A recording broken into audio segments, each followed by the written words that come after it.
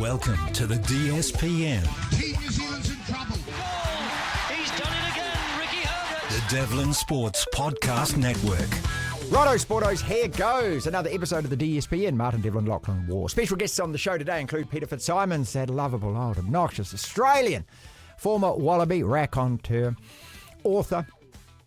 Obnoxious is probably the best way to describe him. He's talking about the Wallabies, their whole season, and Joe Schmidt reviewing first year in charge. John Wright, former Black Caps captain, former Black Caps coach, former Indian coach. Post-match analysis, first test, Christchurch with John. Matt Gunn being positive out of Twizel, as he always is on a Tuesday. We talk about the Six Nations new logo. Have you seen it? Well, you're about to. Don't get too excited. As well as that, a brand new old New South Wales Origin coach. Can the Black Caps still make the WTC final? And when are we going to see a woman driving an F1 car again? Because it has happened, but not for about 5 decades. We begin the show the same way every day, which is a sermon from the mountaintop. We live in an amazing, amazing world, and it's wasted on the crappiest generation of just spoiled idiots. Grubby old, dirty old, filthy old FIFA. The world's most corrupt sports organisation has just announced a breakthrough deal with Saudi Arabia to hand them hosting rights for the 2034 World Cup, while conveniently papering over all issues around the kingdom's shameful human rights abuse records. Of course they did. And no one is in the slightest bit surprised here. The FIFA strapline, that's the advertising necklace that hangs around everything they do, boasts, "For the good of the game." What a joke. Available for anything as long as the price is right is what it should read. Money-grubbing bunch of creeps. But as I said, none of this is new. FIFA have been dodgy and dirty since well before current boss Gianni Infantino was born. It's what they do. It's what they always have done. And clearly nothing, despite the hundreds of millions spent on constant PR protestations, has changed. For a recent run-through of the inherent corruption attached to this organisation, just Google anything along the lines of dodgy deals, fraud, manipulation surrounding the Qatar 2022 World Cup bid. There's enough bedtime reading there to last you until Christmas. So what's changed then? Apart from nothing. We, that's the whole world, knew that the Saudis were always going to be given the 2034 tournament. Why? Money. It's all about the money. And Saudi Arabia have a tap that never turns off. The worst bit of all this, though, is the convenient clauses in this new agreement where FIFA now turn a blind eye to all past Saudi human rights abuses, while allowing them to also ignore international conventions and FIFA's own global guidelines on the acceptance of homosexuality and transgender peoples throughout the game. This new document refuses to acknowledge the rights or even presence of either. It is shameful, corrupt, blatantly anti-gay, trans, and a blight on both the game and the organisation that runs it. For the good of the game. Well, that's just a joke, FIFA. Shame on you, Mr. Infantino, and all the sycophantic money-grubbing yes men you employ and you surround yourself with. You had a right royal chance here to take a stand and make a statement the whole world was waiting and hoping for. Instead, you got paid to look the other way. What you do, in fact, stand for is abundantly clear. When money talks, morality walks. Peter FitzSimons, lovable old... I was going to say, okay, I mean obnoxious Australian about to join us. If you like what you're listening to, if you like what you're looking at, those some housekeeping to take care of. We would love you even more if you liked, shared, subscribed, left us a comment, told your friends about us. Do all of that, especially click the subscribe button on YouTube. All of this helps, keeps us keeping on. Peter FitzSimons then, former Wallaby, raconteur, author, after-dinner speaker. Sydney Morning Herald columnist. And those glasses again. Welcome back to the show, mate. Nice to be there, Martin. I hate to correct you, but you can never be a former Wallaby. I wouldn't expect you to understand this. No, you're I never don't. a former Wallaby. Once you're a Wallaby, You're always a you're Wallaby. a Wallaby. That's Okay. it. You can be a former All Black, I'm sure. But I wouldn't know. What I do want to know, though, is I want to know your thoughts on that Wallaby Northern Hemisphere tour. Started off like a rocket. I, like everyone else, was on the Grand Slam train thinking, come on, you lads. And then you lost to Scotland. Then I lost interest like most of the world. well, did. there have been several brilliant pieces written about this in the Sydney Morning Herald. As a matter of fact, I wrote them all. You probably did, yes. And I thought it was, I did. I just thought it was fantastic. I mean, the game against England, that opening test match against England, to win it in that fashion, to have won it, to have lost it, no, to have won it again. The flick pass by Ikitau where he palms him off on the right and out of the back of his hand, he puts Jorgensen in space, who goes over in the corner for the winning try by a single point. Just amazing. And that test saved the farm. And then we play Wales, who a year ago beat us by 40 points to 6 World Cup, in the World Cup. And, at Cardiff, our blokes dusted them, beat them They're motherless. hopeless. They didn't win a test all year. Stop talking it up. Okay, but we were 2 tests to the good. Scotland was disappointing, but then we go, Scotland, our blokes in the conditions in Edinburgh had only been able to train for an hour. Yeah, there was literally an hour of live football. And so Scotland was disappointing, no doubt about it. But then they play Ireland in Ireland, and they just about beat them. I mean, this was unrecognisable. Joe Schmidt has done an extraordinary job with them, and it saved the farm.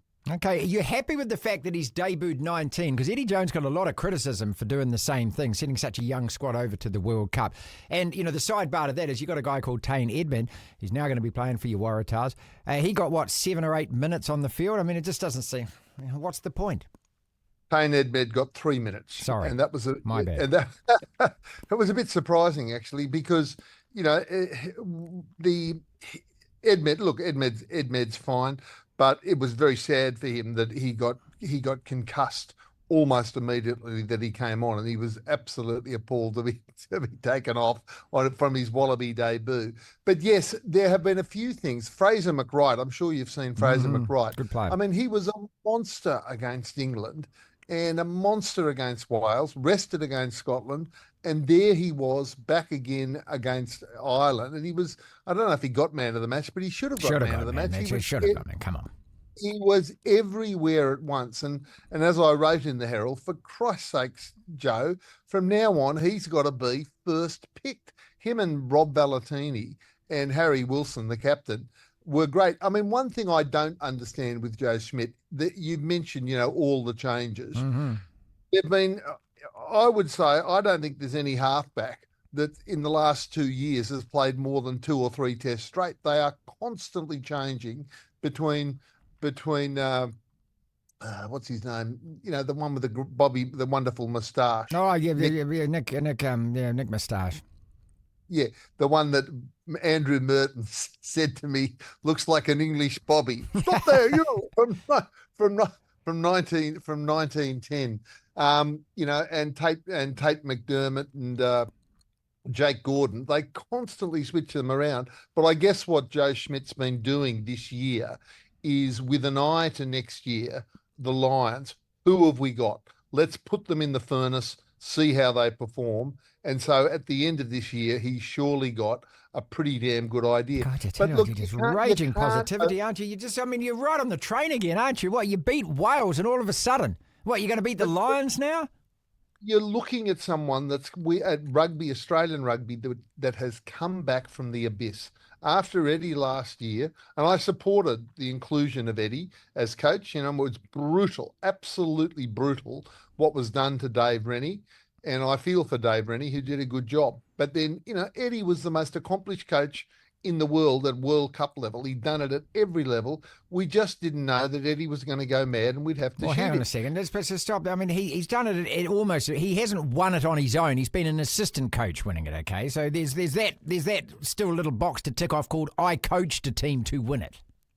He had Eddie Jones at World Cup level was phenomenal. He got the Wallabies to World Cup final. He was assistant to the Springboks when they won in 2007. He got Japan to beat Springboks. Hashtag for Christ's sake. Okay. He was an amazing coach, but by the time he got to us last year, he was completely and utterly cooked. There was nothing left.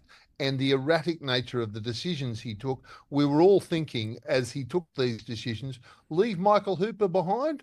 That seems a bit odd, but okay. Put a 5'8" in that has never played at test level before. Yeah. Okay. But then we were thinking, we know nothing. He's Eddie Jones.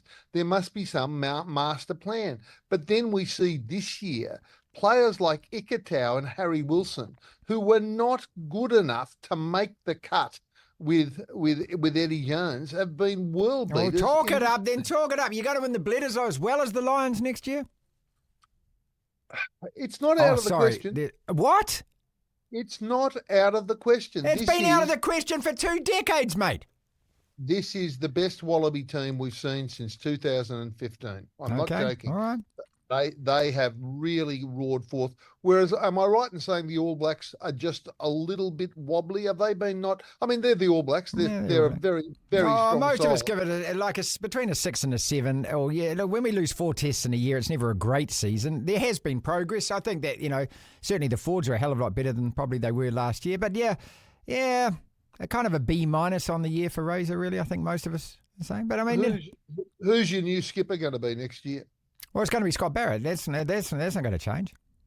Oh, okay, good. Yeah, it's first 5 is what we're worried about. Let's talk cricket, though, because both of us have just taken absolute butt spanking. First test in Christchurch, England cleaned us out in 3.5 days. And the Indians did the same to you in Perth. So now we both, Friday, we're at the Basin, you're in Adelaide. How does this one go? Because if you're 2 down, you aren't winning that series, mate.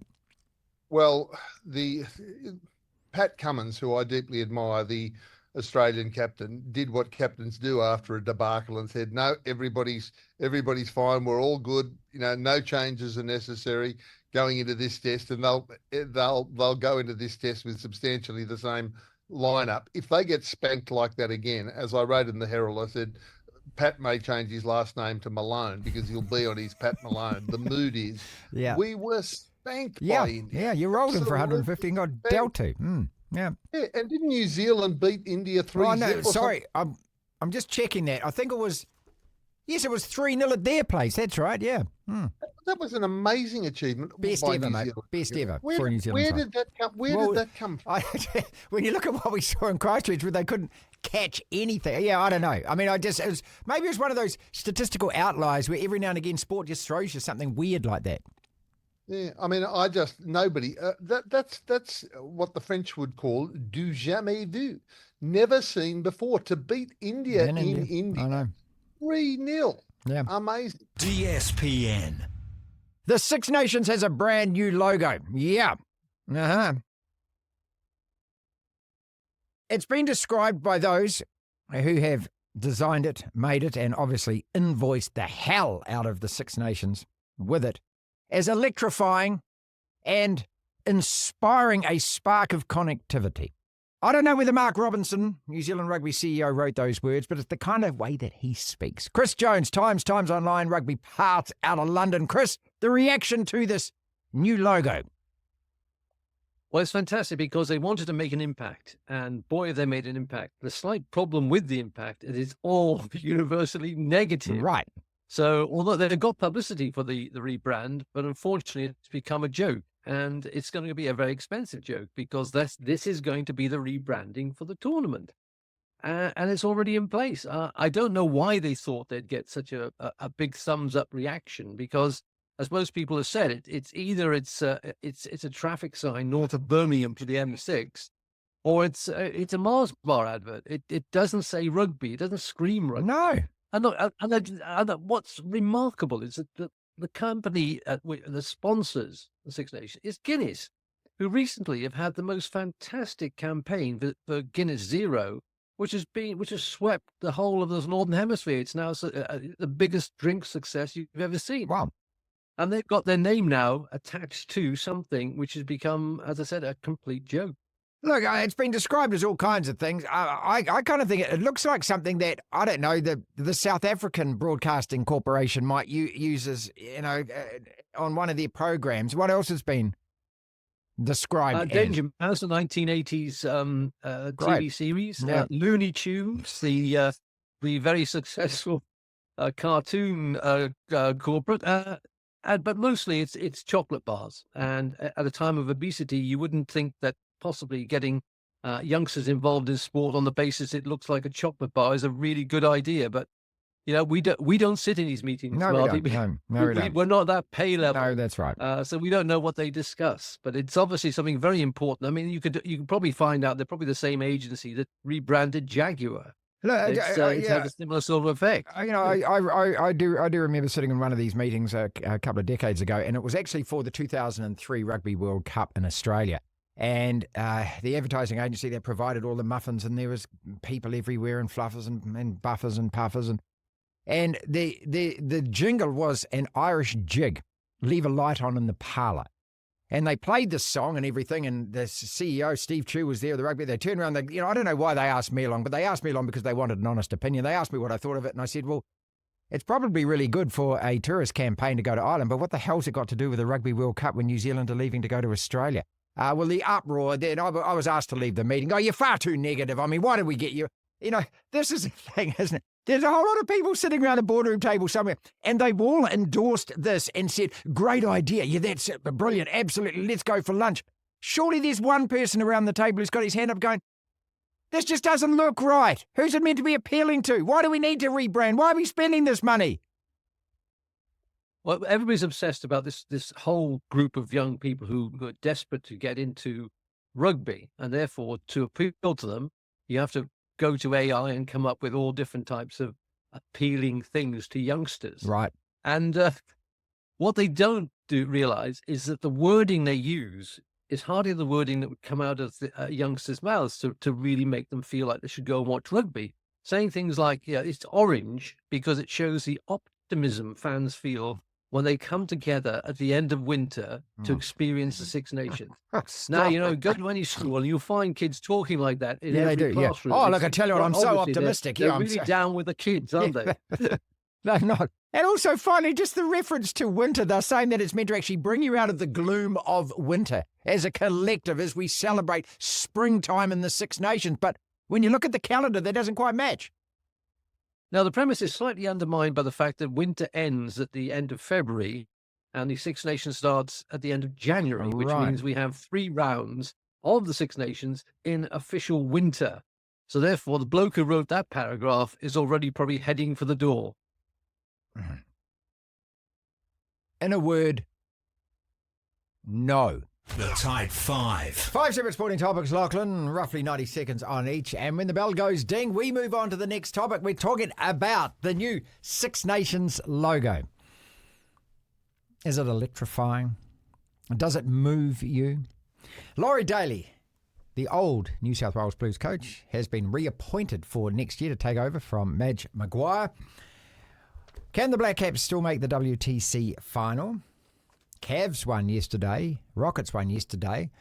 So the top 2 Eastern Conference teams, top 2 Western Conference teams played off in the NBA. Does it mean anything this early in the season? And when will there ever be another F1 female driver? There has been in the past, but it has been a good 50 or so years long since it last happened. The new Six Nations logo, electrifying. It's meant to inspire the spark of connectivity. Are these just words thrown around on a whiteboard, an advertising agency launch? And is it inspiring us as fans? Because you and I are Six Nations fans, aren't we? Love the Six Nations, mate. I like it a lot more than the Rugby Championship, to be honest. Well, it's a brilliant competition because it evokes all of the history between those countries. It's not just rugby. I mean, they all hate the Poms, so there's a reason why everyone jumps on that bandwagon. And then you've got the French involved as well. Italy, okay, are they there to make up the numbers? I don't know, but it's been all right the last couple of years. It's a fabulous competition, it really is. Does it need a new logo? No. What? No, it's fine. Leave it alone. Well, you see, the thing is, if the advertising agency doesn't convince them it needs a new logo, then they've got nothing to do. That's a good point. They've got nothing to invoice if that's the case. I just look, all of this stuff is just superfluous. It's idiotic. It's nonsense. It doesn't mean anything. A logo does do nothing to get people to watch. To be the devil's advocate, I'm not a fan of. I don't care about the new logo. I see it and go, whatever. Was this necessary? How much money did it cost to do all this? I hope it costs a huge amount of money. There's a lot of rebranding. You had to pay people to do it, no doubt, because you got. I'm hoping it's like the mural in Wellington for the rugby union that somebody's got to come in every year and touch it up just a little bit. Yeah, that'd be funny. Add a little bit of extra orange to it and re-invoice. But being the devil's advocate, no one likes change. They'll sit there and, there'll be some innovators of sport or any walk of life that'll talk about, we need to change this and change that and alter these, and they'll love the look of it and whatnot. But no one really likes change. It never really goes well or down well early on. And then after a while you go, whatever. I mean, so, in a couple of years, are we going to care? But by then they would have got another logo, wouldn't they? Laurie Daley is the new Blues coach. Now some facts and figures here. Between 2013 2017, he was the coach, won Series 1, 6 games out of 15 won, but he was up against that just rampaging Queensland side, which is probably the best. Well, Queensland side. asterisk, to be fair, he was up against the end of it because he won a series in 2014, 15. Yeah, Queensland, I think that was the one where Queensland beat them 52-6 in the decider or something. But in 2016, the team was there for the taking because Kevin Walters was the coach. Well, is it and the in right 2017, move hold to up, bring him back? Well, this is part of my point. I'm getting to it. In 2017, I remember this very, very well. I was at university. New South Wales won Game 1 in Brisbane in 2017, about 28 points to 4, something around that. And the scoreboard flattered Queensland. It was dominant. And then Queensland brought back a whole lot of veteran players to try and turn the series around. They ended up winning it. So it was a massive balls up, that series, from Laurie Daley. Now, he leaves. He hasn't coached since. Now, Origin is different to NRL coaching, I think. I think you need personalities. You need guys to galvanise the team. It's less so about developing There's talent. also got to be guys that have been there and done it and won it, okay? That's really important with Origin. I think so. He's won 1 out of 5. But I think, look, Laurie Daley... who else is there? Yeah, that's the thing. Yeah. Now, part of what has gotten him the job is who his advisor is. Well, he reckons that in the job interview, he didn't say Craig Bellamy was waiting. Oh, stop it. Yes, he did. I didn't say it. He absolutely did. I might have written it on a piece of paper and showed But them. even you take the fact that he's got Craig Bellamy as his special advisor and selector with him, that got him the job. I didn't mention it, please. Of course Well, and the other thing is, Bellamy's going to have a major influence. He isn't just going to be an advisor. Well, it's probably a bit like Wayne Bennett with Stephen Kearney in he's gonna be 2008. That hands-on, really mate. Wayne's Absolutely. probably the head Yeah, coach. it's gotta But in be this him. case, just quickly, who else is there? There's no other coaches. I'm Danny in favour of Badeiras it. might I'm have been in favour interesting. of it, mate. I actually would have preferred Phil Gould. I think give Phil Gould another series or two. Stop it, mate. It's all about Phil Gould. Everything's all about No, Phil. but seriously, who loves that jersey more than him? Laurie Daley. Can the Black Caps still make the WTC, World Test Championship final? No, well, I mean, mathematically, yes, but now we sound like Warriors fans. Mathematically, if we win our last 12 games, we make the 8. No, if the Black Caps win these next 2 tests, I think they've won just over, I'm quoting an article by Andy Vorman and stuff, good dude, they would have won just over 57% of points available in this World Test Championship. But there's Australia, India, Sri Lanka, South Africa, Sri Lanka, yep, and they need to finish ahead of 3 of those. 3 of those teams. Now, the problem is that South Africa and India had pretty convincing wins in the first tests of their respective series. So the South Africans up against Sri Lanka and India up against Australia. So they would need one of those 2 teams to get a few draws, I guess, and then... Look, it is just, honestly, the algorithm that's involved here, that they have to lose, they have to draw, then they have to draw with them after they won, even though they lost. It's not going to happen. And this relies on the Black Caps getting 2 convincing wins against England. Okay. Which, if last week's anything to go by, well, that's not happening, is it? Forget the WTC, forget all talk about that. I just want to win this test match at the base. Well, I actually just want to play better than we did in Christchurch. Quick side question. Do you think the World Test Championship has taken away the lustre of just single test series? No. No? Not at all. Not at Because all. it's just... I You find ask any Aussie cricket fan what they want to do right now. Do they want to play in that or do they want to beat India? They'll say they want to beat India. No, of course they want to beat you India. Ask any but Black Caps fan. I just want to beat England. Yeah, no, but I just personally don't like the fact there's this added thing to it. No, look, we don't have to worry about it because we're not going to be in it, okay? NBA yesterday. Cavs beat Celtics. Rockets beat OKC. Top 2 teams in the East, top 2 teams in the West. I know it's early in the season, but do these games mean anything? They must mean something. I mean, the players don't go out there to lose, do they? It depends who you talk to. I mean, in the NBA, players for a while purposely rested. Not allowed to now. You get a big fine. No, but there's ways to bend the rules. And Joel Embiid got in trouble a few weeks back. Well, more so the 76ers got in trouble because he was on minutes restriction, but he was healthy. It means a bit for 2 things. One, obviously the tiebreakers. So, for example, the Rockets beat the Thunder yesterday. So if they end up tying their regular season record, which last year I think there was 1 game, maybe 2 games between the top 3 in the West. So those do matter. If the Rockets can win that regular season series against the Thunder, well, then they finish ahead of them, and that could give them home court advantage in a semi-final series or a conference finals. If the Rockets get that far, they probably won't. But the other thing is I think teams pre-All-Star circle games in the calendar, and they'll circle games against teams that are fellow title contenders. The Thunder, for example, will look at the Denver Nuggets games. They'll look at the Timberwolves games. They you might don't look want to at get dicked in those games, do you? You don't. So. And it's absolutely anyone in the East is looking at the Celtics and circling those games. If every those time teams, you beat them at the moment, it's got to be worth something. So it does matter, but in the great scheme of things, not really. And I think my Lakers proved a couple of years ago that you can be a playing team, and if you just time your run right, you can get to a conference finals, but it's rare. So they matter, but not really. 10 years' time, F1 are saying that they're going to have a woman on the grid racing. Not just there, but racing. Now, there have been the odd female F1 driver. It's been about 50 years since Lachlan Waugh raced. What was it, 1948, 1958, something like that? 1976. Was the last time? There's been 5 women drivers. I've got some stats here who have entered Grand Prix races. Only 2 of those have actually started them. But Lachlan Waugh from 1974 to 1976 actually raced in 12 Grand Prix. There you go. So why, I just think why First not? time in When you look at 1958, by the Danica way. Patrick, okay, who proved, I mean, she won NASCAR races, okay, or a race. I don't get... IndyCar, I think. IndyCar, She sorry. drove them both, but I think she had more success in IndyCar.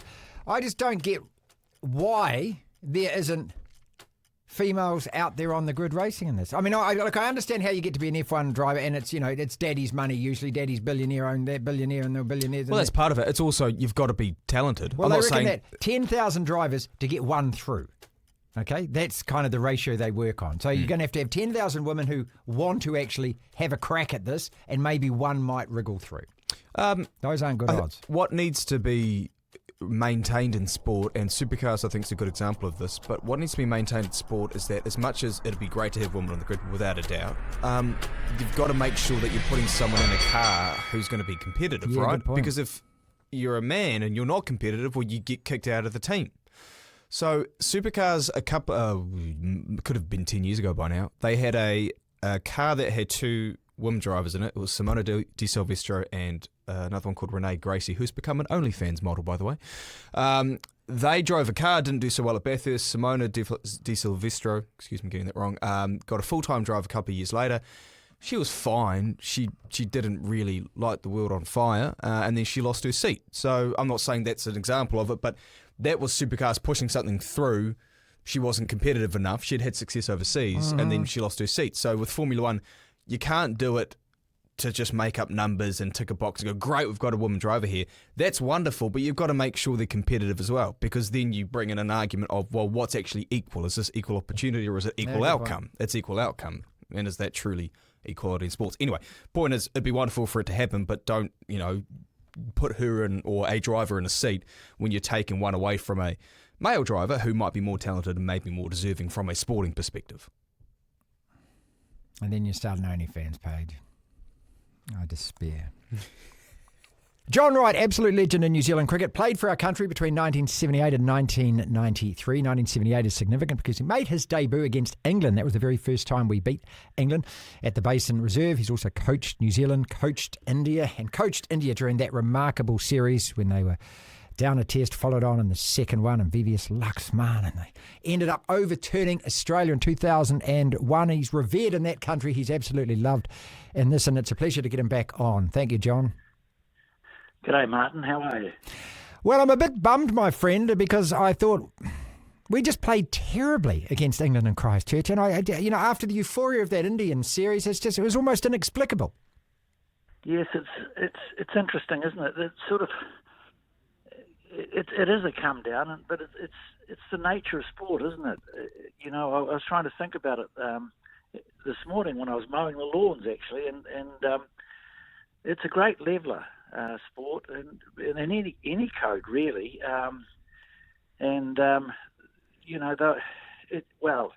it's disappointing for the home fans because they were expecting a better show, but they had their opportunity, and if you drop 6 catches in any game, I mean, it's a bit like playing rugby and losing the ball when you're about to put it down over the line. At that level of sport, you've got to take those opportunities when they arrive, and if you don't, you're going to get punished.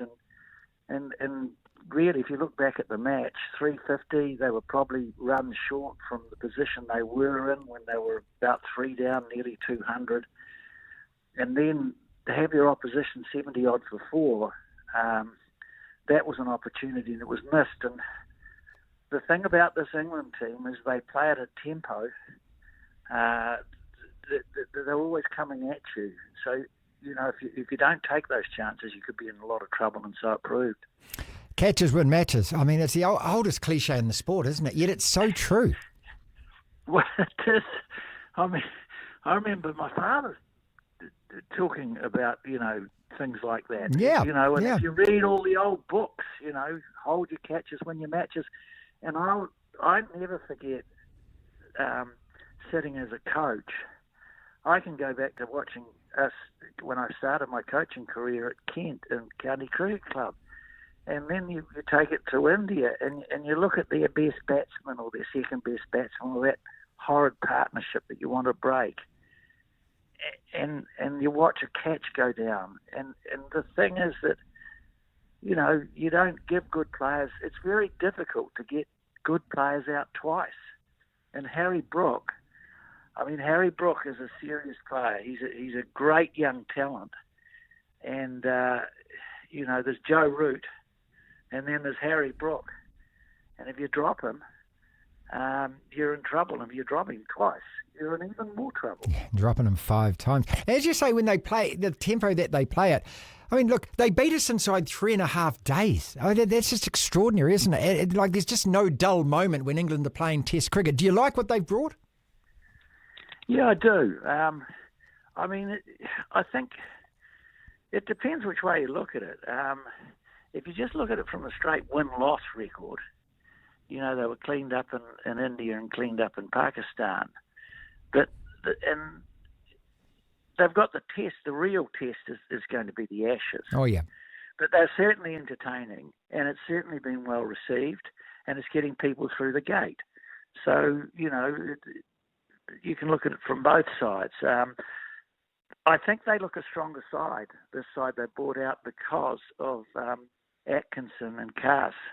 They look high-quality bowlers, but not only do they bowl well, and particularly Cass, who I reckon looks a real talent, they bat, and they bat really deep. Yeah, they do. So they look a good all-round side, and, the last Ashes series was very close and was 1 or 2 turning points. So it will be an interesting series, and they'll have that on their mind no matter how well they play, because, the old English and the Poms of the Ashes, they go back a long way, and there'll be something they want to win. But New Zealand, from their point of view, they've got to pick themselves up, and the test starts this week, so they've got to sort things out quickly. Look, we can turn it around by Friday, and we know that because this is a good side. I mean, winning 3 test matches in India is no fluke, and winning them, cleaning them out like that, you have to play really well, and our guys did. And then you contrast that with some... Look, I just thought overall, it was a poor performance in Christchurch. The batters went out to soft dismissals. We conceded way too many runs and we just dropped the ball. I mean, it was almost like the perfect ugly storm, wasn't it? Yes. Yes, I was fortunate enough to be with my IPL work in India when the team was there. It was really interesting, actually, because most of the ads on the television were talking about the Indian-Australian Test series. Yeah, they thought they thought they whitewashed this one. And it wasn't like we were even there, and the guys did brilliantly. I mean, playing in India and winning in India is, it's not... certainly not impossible. They've just proved that, but it's very difficult. And India had set themselves up with a wicket, in Bangalore. They made the wrong decision with the toss. They played poorly, but really the expectation was, we'll beat New Zealand, then we'll go on and play the really important series. That's it. And our guys played really well. The difference in the catching in the first test at Bangalore, where they took everything and some really good catches, and in the last game was oceans apart. So they're a good side, they're a good young side, and now they've got we're going to see their medal next week. I think they need. If I was looking at the side personally, I'd like to see a little bit more variety in the bowling attack. I'd be playing someone like Satner or Ajaz, because you just have to have a variation of pace. When you get in, And the bowlers they played in the game at Hagley, they're all right arm, and they're all medium fast or thereabouts. And I'd be looking for a little bit more variety. If anyone was to ring me up and say, "What do you think?" that would be one of the opinions I would give. And hold your catches. That's just a chunk of the interview that we had with John Wright. For more from John, talking about the 1978 historic first ever win, a test match against England, which was his debut test, and also coaching India in that remarkable series where a test down made to follow on. They did beat Australia in 2001. The rest of the interview is available on the Rover app, DSPN, or on our YouTube channel, DSPN. LBP with TMG, that's Let's Be Positive with Twisel's Matt Gunn. And a sad note to begin this particular slot with, Matt, your guinea pig died last night. What was he called? Warriors Season? Yeah, Bulldogs the last 6 years. Tussock. He was called Tussock.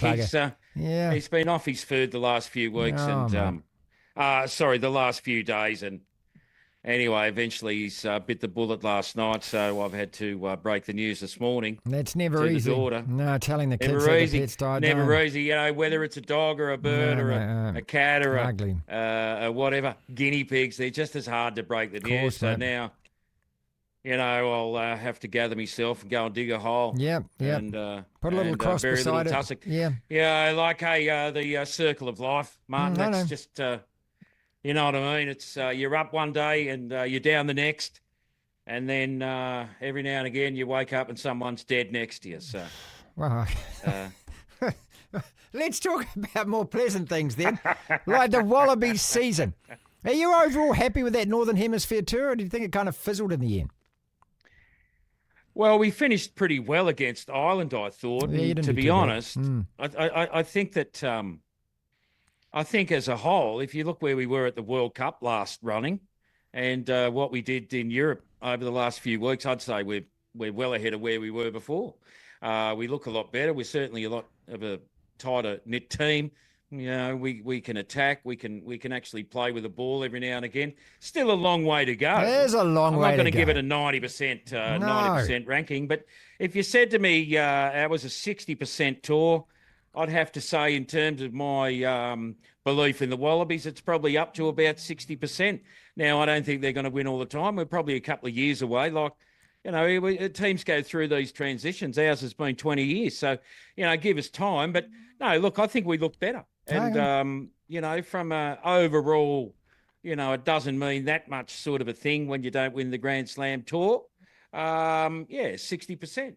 I'm reasonably happy. Are you reasonably happy with Laurie Daley coming back to coach our Blues? Me and Matt are both New South Wales fans. I can't stand Queensland, mate. But Loz, he wasn't great the first time round. But then, we've just been talking, me and Lachlan, who else were they going to get? He's got Bellamy on his shoulder, which is good news, isn't it? Well, I think that is one of the good pieces of news that come along with it. 2013 to 2017, 15 games Brad Fittler coached, and he only won 6 of them, although he did win a series. Look, look. You were talking about Loz, but I'm not bringing on. Sorry, Laurie Daley, not Brad, but I know what you mean, mate. Sorry, yeah, Laurie Daley, 15 games, 6 wins.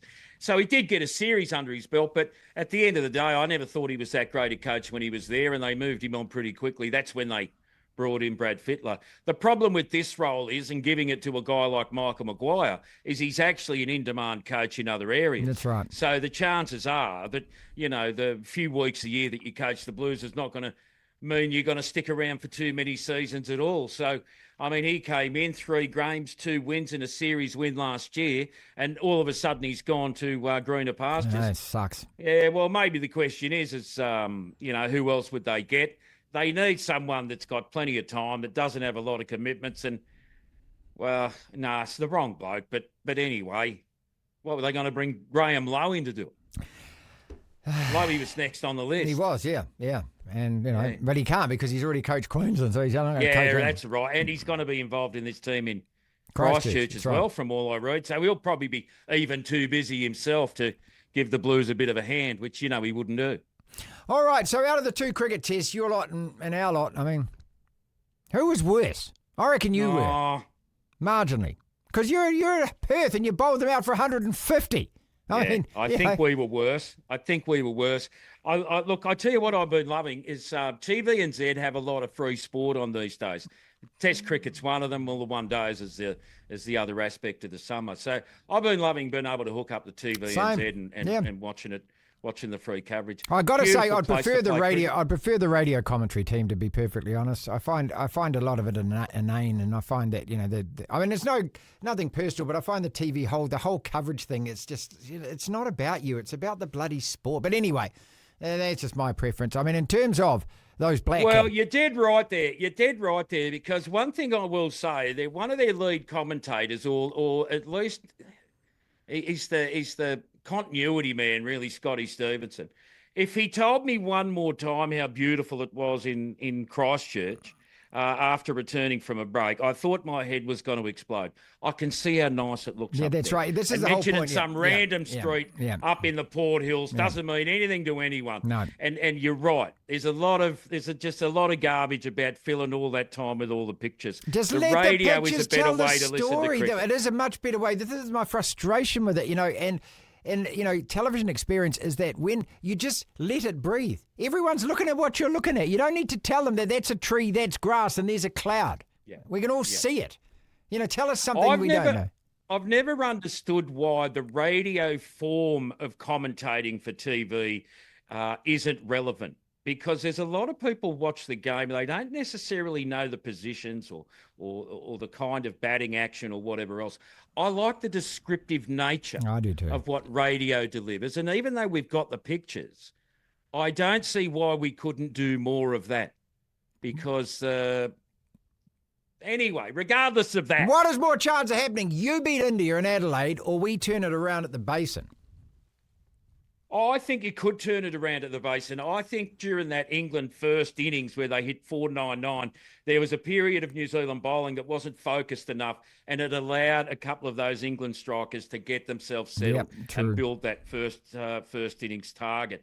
Because if they had have been a little bit more targeted with their bowling over short periods, I think the Black Caps could have turned that game around. They weren't that far away from it, really, not in terms of what we've seen with Australia and India over there. And a decent first innings total, I thought, for the Black Caps, although they might want to settle into their work a little bit more in the second test. But no, I definitely think they were on track to beat the English at a higher percentage than the Australian team. And I've got a pencil here. If we don't win in Adelaide, this one's probably going to get broken as well.